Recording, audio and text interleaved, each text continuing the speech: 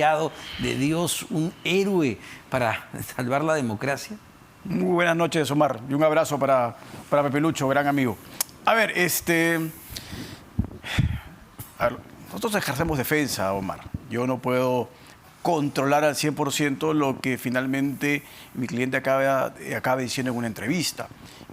Yo tengo una actitud y tengo un discurso clarísimo respecto a la condición que tiene una persona que se ha acogido a un mecanismo de delación premiada. O sea, es claro que hay que asumir responsabilidades y en la asunción de responsabilidades hay que completar pues con el suministro de información a la Fiscalía para que de esta manera se alcance el mejor resultado posible para esta persona que obviamente ha cometido un delito. Pero como cualquier persona que en esas circunstancias se da cuenta de la magnitud de sus hechos, también la ley le da un espacio para arrepentirse.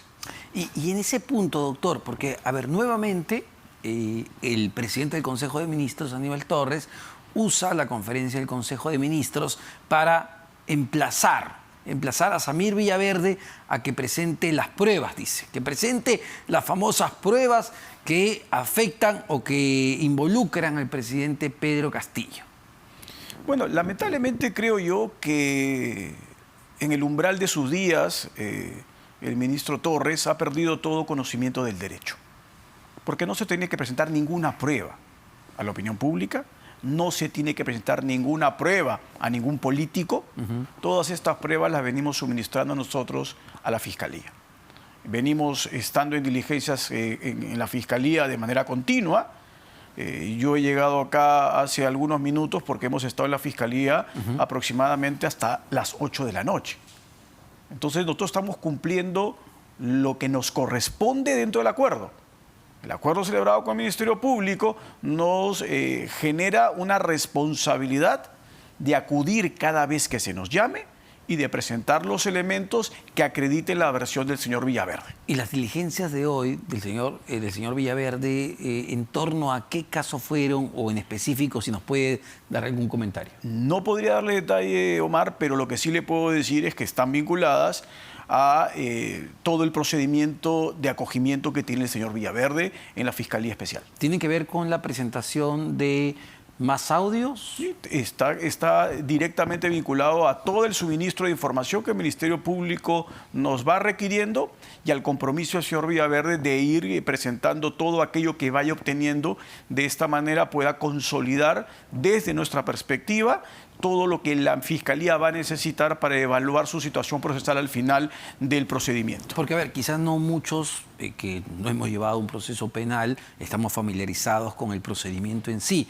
No es que Samir Villaverde solo entregue los audios y el fiscal, los fiscales estén escuchando los audios. Él tiene que estar presente para, entiendo, me imagino, dar las explicaciones del caso, ir narrando y contextualizando las historias. No solo eso, sino que inclusive el solo hecho de presentar el audio implica que éste tenga que ser objeto de una diligencia de transcripción en presencia del partícipe del audio, en quien hay que reconocer su voz. Una vez que reconoce su voz, como usted lo señala claramente, tiene que contextualizar todo lo sucedido. ¿Dónde fue? ¿En qué circunstancias? La fecha, los interlocutores, y es obvio que el Ministerio Público puede interrogar respecto a referencias que se hagan en el contenido de la información que allí figura. Y de la mano de eso vienen elementos adicionales que se presentan, ¿no? Constataciones de dónde estaban, verificaciones de movimientos que se pueden obviamente conseguir a partir de la geoubicación en el levantamiento secreto de las comunicaciones. Es decir, hay toda una labor de detalle que el Ministerio Público hace. No es simplemente presentar un audio y que el audio por sí solo se convierte en una pieza mágica que acaba siendo prueba. Así no funciona. Es decir, para que la gente le quede claro, porque claro, desde el Ejecutivo, cuando escuchamos a los ministros, ellos señalan, bueno, han dejado libre a Samir Villaverde y no presenta absolutamente nada. No. Él está acudiendo al Ministerio Público, ha entregado material y él está explicando y dándole contexto, sentido y todo lo que usted señala a ese material. Hay un trabajo constante de corroboración hacia la Fiscalía. Sí, claro. Hemos venido trabajando con la Fiscalía, con el equipo especial, en coordinación con la doctora Barreto ipso facto. La doctora Barreto ha sido también bastante celera, bastante dinámica. Hemos tenido actividad con ella 3 días seguidos. Entonces, lo que sucede lamentablemente es pues los políticos están en un discurso absolutamente populista, absolutamente distractor, que busca confundir a la opinión pública. Y obviamente estamos, como usted lo acaba de decir, si este gabinete lo preside alguien de la catadura jurídica actual, no vamos a hablar de su pasado, que como pasado el ministro Torres pues tenía ciertos pergaminos, pero su declaración actual como presidente del Consejo de Ministros, sus intervenciones en el Congreso, sus intervenciones que hace en estos consejos de ministros descentralizados, evidencian que lamentablemente pues, el derecho lo dejó bien encarpetado en su casa, seguramente por inseguridad ciudadana para que no se lo roben, porque muestra una supina ignorancia de todo lo que el derecho del día de hoy está establecido, no solo a través de lo que las normas prevén, sino a través de las exigencias que cualquier ciudadano, sin ser lego, entiende que cómo debe funcionar. Es sorprendente. ¿Qué puede haber pasado con Aníbal Torres? Porque él mismo dice, oye, un momentito, yo he escrito libros, ha sido decano del Colegio de Abogados, ha sido decano de la Facultad de Derecho de la Universidad San Marcos. Uno diría, bueno, habla, pues no está hablando cualquier persona, ¿no? Sí, pero como vuelvo a repetir, parece que todos esos pergaminos los tiene bien encarpetados, porque en el momento que cambia el chip a ser político, olvida que fue jurista. Ahora, justo el día que usted vino, doctor Rodríguez, hace algunas ya semanas, ocurrió esta vigilancia a la casa de Samir Villaverde y que finalmente terminó siendo detenido en esta comisaría de La Molina, y lo que decantó la presencia de Mariano González en el Congreso, y donde dijo además, si bien negaba que había una vigilancia, pero dijo que iba a sacar a estas personas que estaban a cargo de esta dependencia policial. ¿Qué sucedió ahí? ¿Usted cree que Mariano González estaba al tanto o estaban operando por encima de él, a espaldas de él? Mire usted, yo a la luz de los acontecimientos que vertiginosamente suceden en este gobierno, creo que Mariano González entró a una cartera en donde ya tenían básicamente una estructura de comportamiento de espaldas a la ley, y él simplemente fue una especie de convidado de piedra, se sentó en el cargo sin saber lo que sucedía a su alrededor, porque necesariamente el comportamiento que se tuvo aquel día fue el comportamiento más evidente de una persecución política, ¿no? Agentes de inteligencia de la policía haciéndole reglaje al señor Villaverde. Y algo que es inaudito, yo lo he comentado varias veces, sí. Inaudito es que ante el descubrimiento de que efectivos de la policía acaben siguiendo, acaben reglando a una persona, en lugar de identificarse, salen huyendo. O sea, este es el mundo al revés. La policía es emplazada y lejos de identificarse y decir efectivamente somos efectivos policiales y dar alguna justificación, no, salen huyendo contra tráfico. Claro, porque, y esa también era una explicación que no resolvió el problema de fondo. Es decir, si todo es tan normal y tan regular, como en su momento decía Mariano González, ¿por qué huyen contra el tráfico? ¿Por qué no se identifican si son efectivos de la policía?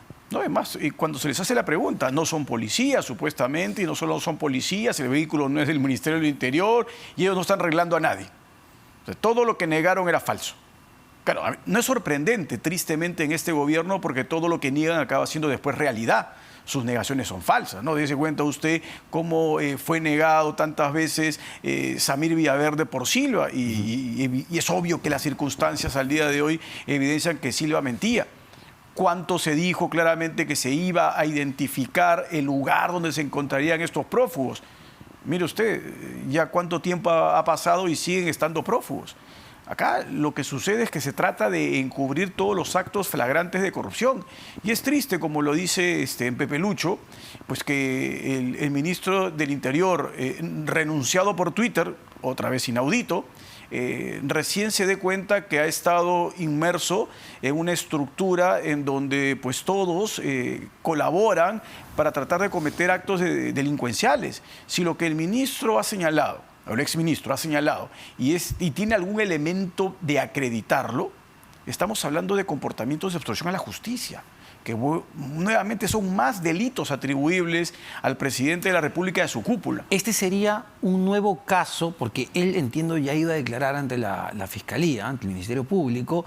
Este sería una nueva carpeta de investigación Es decir, lo que ha ocurrido aquí con la renuncia por Twitter en solo 15 días porque se había creado un equipo especial, ¿es obstrucción a la justicia? Sí, claro.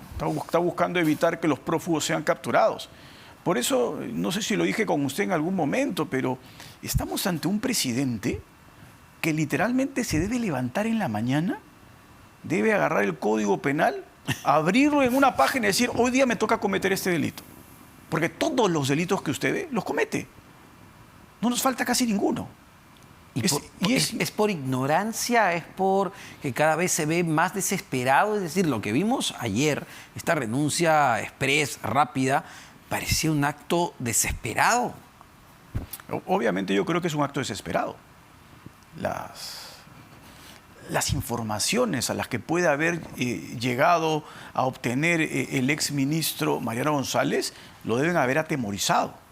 Y necesariamente frente a un temor de verse cada vez más acorralado, las reacciones comienzan a ser efectivamente el reflejo del miedo en el que se encuentra al momento de estar ejerciendo el cargo. El poder percatarse que por todos lados existen pues vacíos absolutos, irregularidades, ilicitudes. O sea, no tenemos un ejecutivo que esté actuando de acuerdo a lo que dice la ley.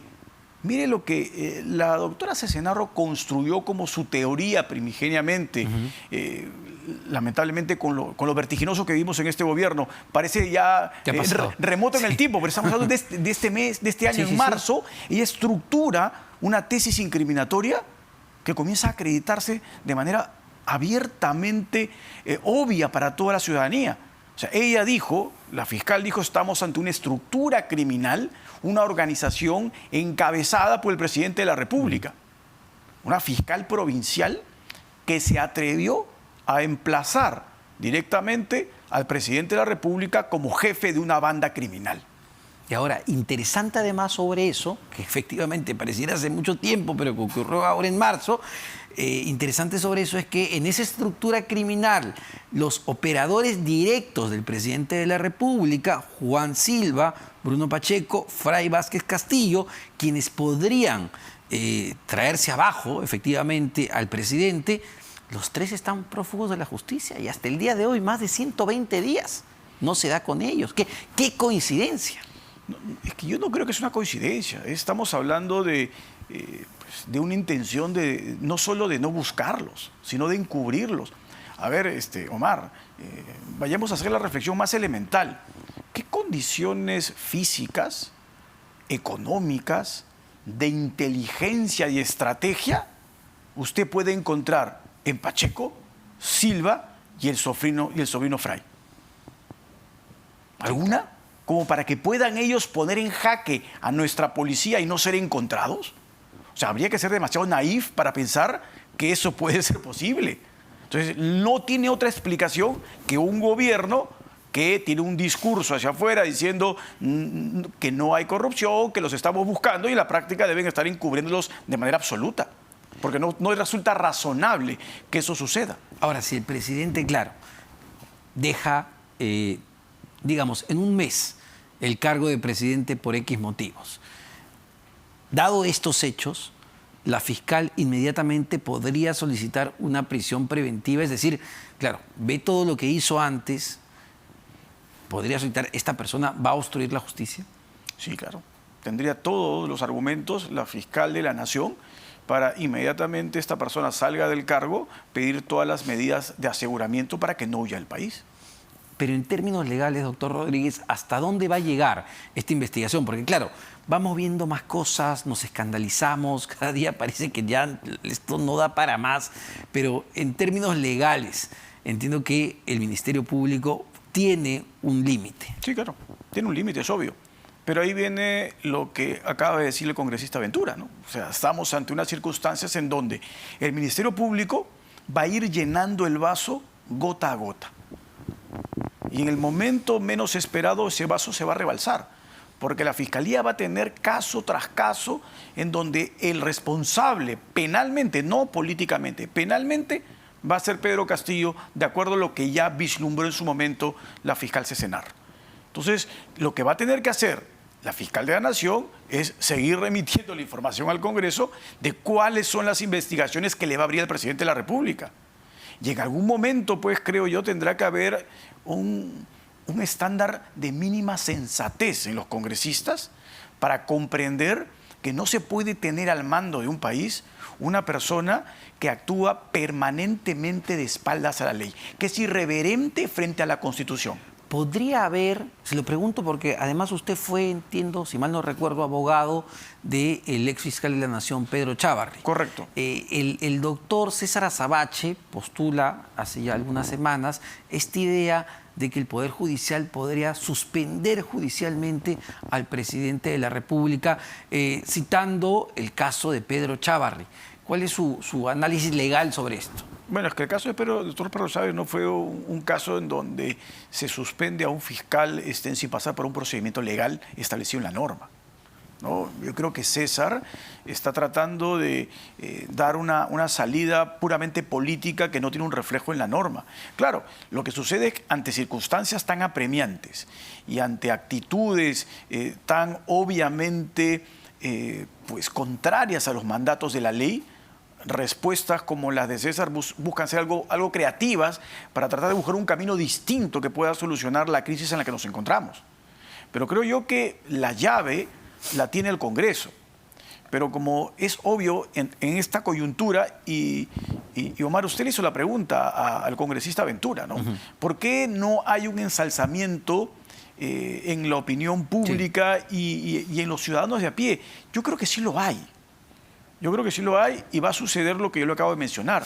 En cualquier momento esa gota va a rebalsar el vaso. La chispa que falta. Así es. Y cuando esa gota rebalse el vaso, ahí vamos a poder evidenciar comportamiento de la ciudadanía en general, comportamiento de una serie de medios que han mantenido una actitud absolutamente protectora de este régimen. Porque hay que ser transparentes. En los espacios que ustedes tienen, los espacios que dan algunos programas de algunos medios de señal abierta, los espacios que se dan por ejemplo, en Canal 5 puntualmente en el programa de la señora Rosana Cueva, el espacio que uno tiene con la señora Pamela Bertis, o el espacio que uno puede obtener en Willax o en RPP, son espacios que siguen siendo aislados. No tenemos a los medios de prensa escrita y a los medios de prensa de televisión totalmente en sintonía respecto a la situación caótica en la que se vive en este gobierno. Y lo acaba de decir Pepe Lucho. O sea, hay cero interés en cualquier política de Estado. La política de seguridad ciudadana en este país no existe. No tienen nada al respecto construido ni nada hecho.